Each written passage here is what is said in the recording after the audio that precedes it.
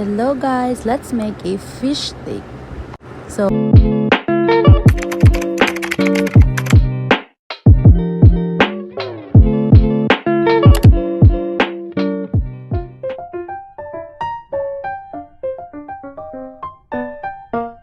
Hello guys, let's make a fish steak.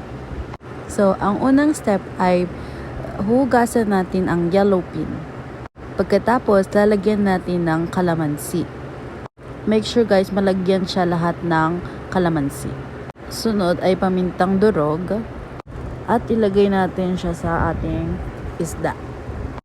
Sunod naman ay asin. Budburan lang natin siya ng asin. Dapat guys, malagyan natin siya lahat.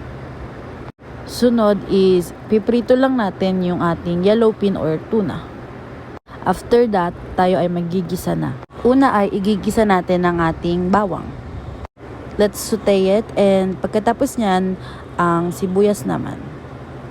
And i-mix lang natin siya ulit. After that, magpiga lang tayo ng 10 kalamansi.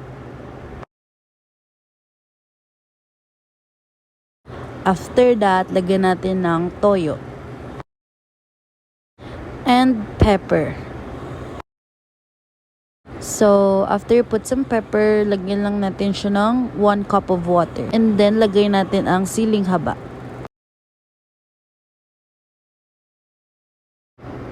Put some magic syrup too.